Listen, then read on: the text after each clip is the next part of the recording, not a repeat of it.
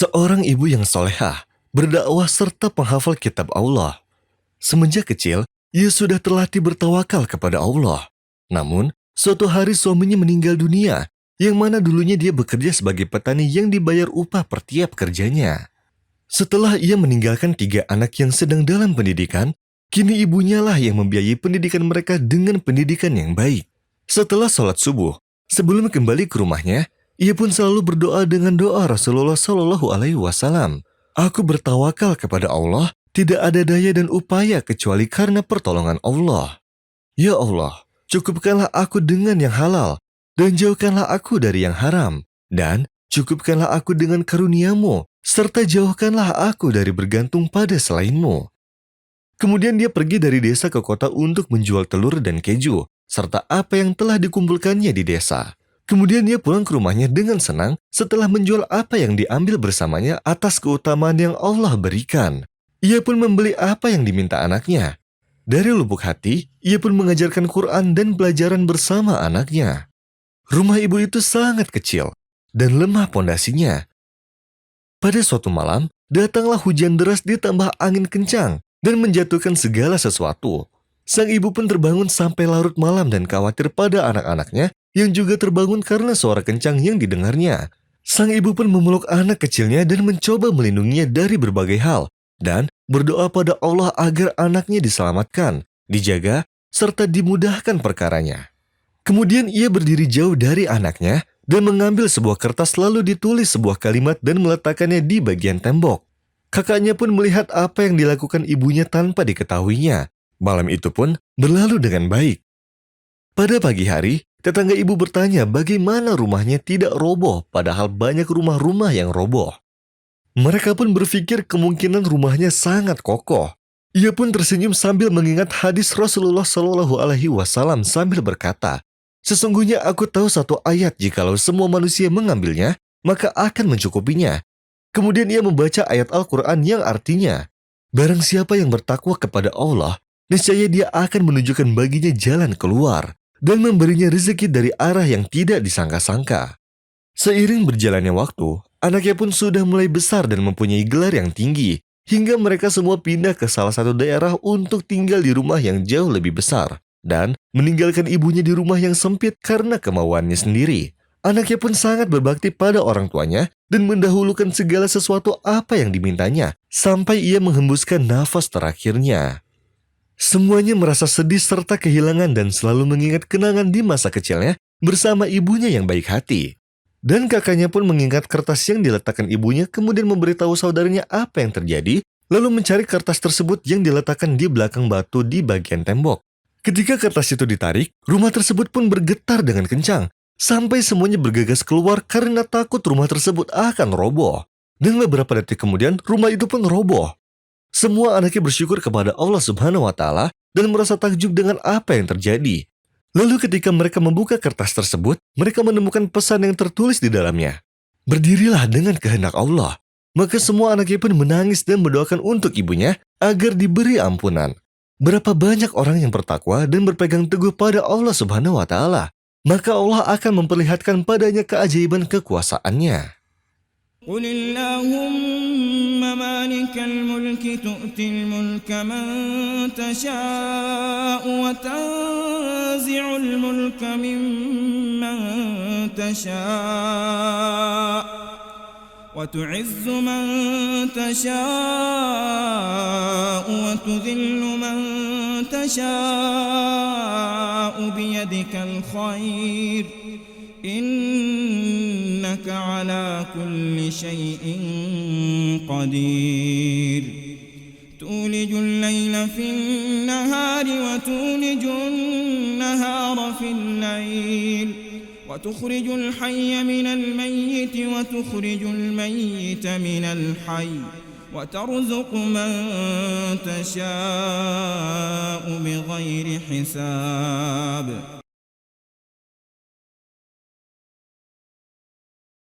Dikisahkan, ada seorang mahasiswi yang sangat mencintai sepupunya, yang mana ia adalah teman seperkuliahannya. Akan tetapi, cinta itu bertepuk sebelah tangan. Bahkan, sepupunya merasa risih pada dirinya setiap kali melihatnya bertabaruj atau memakai pakaian yang tak layak bagi seorang muslimah. Seringkali ia menasihatinya agar menutup auratnya, tidak memakai pakaian yang menyerupai laki-laki, mengurangi berkumpul dan berbincang dengan laki-laki agar terjauh dari fitnah, selalu menjaga salat dan membaca Al-Quran, dan menjadi seorang yang taat beragama. Saat itu ia menganggap bahwa nasihat sepupunya itu karena kecintaannya padanya. Walau dalam keadaan seperti itu, ia tetap tidak juga mengamalkan nasihat tersebut. Dan kejutan besar datang padanya saat mengetahui bahwa sepupunya menikahi seorang wanita miskin tapi taat beragama setelah kelulusannya. Dan selang beberapa waktu, ia pun menikah juga. Tetapi karena kesombongannya dan keras kepalanya, ia menceraikan suaminya setelah pernikahan tersebut baru berjalan 6 bulan. Sedangkan sepupu dan istrinya hidup bahagia. Cita-cita dan harapan mereka hanya ridho Allah dengan memperbanyak salat, puasa, bangun malam, hingga tilawah Al-Quran. Dan bertambahlah kebahagiaannya ketika mereka dikaruniai 2 orang anak yang manis. Hari-hari pun berlalu. Si wanita pun menikah lagi dan karena sebab yang sama, akhirnya ia bercerai kembali. Lalu ia memutuskan untuk fokus ke pendidikannya saja. Setelah beberapa tahun, ia menjadi seorang profesor di kampusnya. Dalam tahun-tahunnya, tidak pernah ia melupakan cintanya terhadap sepupunya, yang mana ia ingin sekali menikah dengannya. Tak jarang, wanita ini mencoba mendekati sepupunya kembali, seperti saat ada acara keluarga. Tetapi, sepupunya tetap tidak menghiraukannya, karena itulah ia memutuskan untuk berbuat jahat terhadapnya. Ia pun bersekongkol dengan adik laki-lakinya dan menyuruhnya untuk menghubungi sepupunya bahwa istrinya telah menjalin hubungan dan berselingkuh dengannya selama bertahun-tahun. Dan si wanita juga menyebarkan rumor palsu tentang itu. Akan tetapi, sepupunya itu lebih mempercayai istrinya sendiri daripada rumor yang beredar. Hingga si wanita berhasil menghasut teman sepupunya sendiri untuk bersumpah palsu bahwa ia melihat istrinya selalu bersama dengan saudara laki-laki wanita itu lebih dari sekali. Sang suami pun sangat bersedih saat mendengarkan perkataan temannya, lalu menceraikan istrinya. Sebulan setelahnya, teman suami itu datang kembali dan mengatakan sambil bersumpah bahwa istrinya terbebas dari segala tuduhan. Ia pun merujuk istrinya lagi, lalu mengangkat tangannya ke langit seraya berkata, "Hasbi Allah wa ni'mal wakil." Setelah beberapa hari, si wanita itu sakit parah, lalu ia pergi ke sepupu dan istrinya untuk meminta maaf atas segala kesalahan dan kezaliman yang pernah ia lakukan. Mereka pun memaafkannya dan mendoakan kesembuhannya. Si wanita sangat senang karena sepupunya sudah memaafkannya. Ia pun berubah drastis, lalu bertobat kepada Allah, selalu berhijab, menjaga sholat, dan berbuat segala amal yang diridhoi Allah. Selang beberapa hari, sang sepupu dan istrinya mendatanginya serta mengenalkan temannya yang soleh, yang mana istrinya sudah wafat. Setelah mereka berdua bertemu, mereka pun menyetujuinya. Kemudian si wanita menikah dan selalu bersyukur kepada Allah atas segala kasih sayang terhadapnya hingga ia mampu berubah seperti sekarang. يا أيها الذين آمنوا اتقوا الله ولتنظر نفس ما قدمت لغد واتقوا الله إن الله خبير بما تعملون ولا تكونوا كالذين نسوا الله فأنساهم أنفسهم أولئك هم الفاسقون لا يستوي أصحاب النار وأصحاب الجنة أصحاب الجنة هم الفائزون لو أنزلنا هذا القرآن على جبل لرأيته خاشعا متصدعا من خشية الله وتلك الأمثال نضربها للناس لعلهم يتفكرون هو الله الذي لا إله إلا هو عالم الغيب والشهادة هو الرحمن الرحيم هو الله الذي لا إله إلا هو الملك القدوس السلام المؤمن المهيمن العزيز الجبار المتكبر سبحان الله عما يشركون هو الله الخالق البارئ المصور له الأسماء الحسنى يسبح له ما في السماوات والأرض وهو العزيز الحكيم.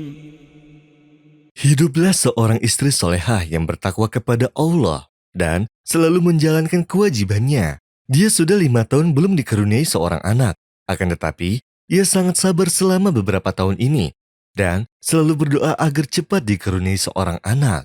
Sesekali orang-orang di sekelilingnya mencoba untuk menghiburnya. Ia pun tersenyum dan mengingat hadis Rasulullah SAW. Kebahagiaan seorang anak Adam adalah ridho atas ketetapan Allah kepadanya. Dan ketidakbahagiaan seseorang adalah merasa kurang atas ketetapan yang telah ditentukan padanya.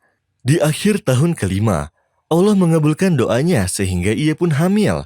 Ia sangat senang sekali dan bersujud syukur kepada Allah. Dan di bulan keempat dari kehamilannya, ia pergi bersama suaminya ke dokter kandungan untuk konsultasi tentang persalinannya.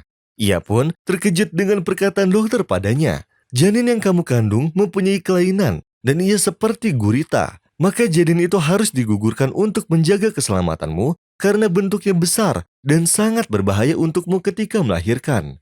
Kedua pasangan tersebut pun pergi ke lebih dari satu dokter dan hasilnya tetap sama. Sang istri pun menolak untuk menggugurkannya, sedangkan si suami menekannya karena pentingnya menggugurkan janin tersebut demi keselamatan istrinya. Sang suami berkata, "Maka kenapa harus menunggu beberapa bulan untuk melahirkan anak gurita? Ia akan cepat mati. Dan ada kemungkinan dirimu yang akan mati." Tetapi istrinya bersikeras menolaknya dan berkata, "Ini adalah ketentuan Allah untukku, dan aku akan ridho terhadapnya. Aku tidak akan membunuh anakku. Dan barang siapa yang ridho atas qada Allah, maka Allah akan meridhoinya dengan sebaik-baiknya qada." Sang suami pun mengusir istrinya ke rumah keluarganya. Ia pun tidak merasa marah ataupun menyesal, karena ia hanya mengingat hadis Rasulullah SAW. Tuhan kita tabaraka wa ta'ala turun ke langit dunia saat sepertiga pada malam terakhir. Lantas Allah subhanahu wa ta'ala berfirman, "Siapa yang berdoa kepadaku, maka akan aku kabulkan. Siapa yang meminta ampun kepadaku, maka akan aku ampuni." Dari hari itu istrinya pun bertekad untuk bangun di sepertiga akhir malam, mendirikan sholat dan berdoa untuk anaknya yang belum lahir. وَإِذَا سَأَلَكَ عِبَادِي عَنِّي فَإِنِّي قَرِيبٌ أُجِيبُ دَعْوَةَ الدَّاعِ إِذَا دَعَانِ فَلْيَسْتَجِيبُوا لِي وَلْيُؤْمِنُوا بِي لَعَلَّهُمْ يَرْشُدُونَ. Meskipun lelah yang diderita dari kehamilan dan kurangnya tidur, setiap hari di sepertiga akhir malam ia selalu menghadap pada sujud di tempat salatnya dan bersujud kepada Allah dengan khusyuk, serta meminta diberikan rezeki seorang anak laki-laki atau perempuan dengan sehat dan baik. Ia pun terus berdoa dan menangis serta tidak bosan sehari pun selama masa kehamilannya. Meskipun badannya sudah terasa lelah, ruku dan sujud sudah sulit, tetapi ia tidak putus asa ataupun mengeluh meskipun sampai datang waktu melahirkan. Kemudian di sini terjadilah sebuah keajaiban, di mana suami pun keluar rumah seakan tidak percaya dan bergegas ke rumah sakit. Karena apa yang didengarnya berbanding terbalik, serta keluarga istrinya pun menghubunginya dan berkata, "Kemarilah, lihatlah anakmu." Maka apa yang dikatakan tentang sang janin mempunyai kelainan-kelainan seperti gurita itu tidaklah benar, melainkan sang istri melahirkan 4 anak, yaitu 2 perempuan dan 2 laki-laki yang terkumpul di rahim ibunya. Pantas saja pada saat itu bentuk janinnya seperti satu tubuh dengan beberapa jari. Perangkat radiografi pun tak mampu mengungkapnya. Sang istri soleha pun tersenyum bahagia yang selamat dari qada Allah dan ridho dengan apa yang ditakdirkan untuknya. Ia pun memaafkan suaminya setelah ia meminta maaf kepadanya, serta air mata pun membasahi kedua matanya. قل اللهم مالك الملك تؤتي الملك من تشاء وتنزع الملك ممن تشاء وتعز من تشاء وتذل من تشاء بيدك الخير إنك على كل شيء قدير تولج الليل في النهار وتولج النهار في الليل الليل وتخرج الحي من الميت وتخرج الميت من الحي وترزق من تشاء بغير حساب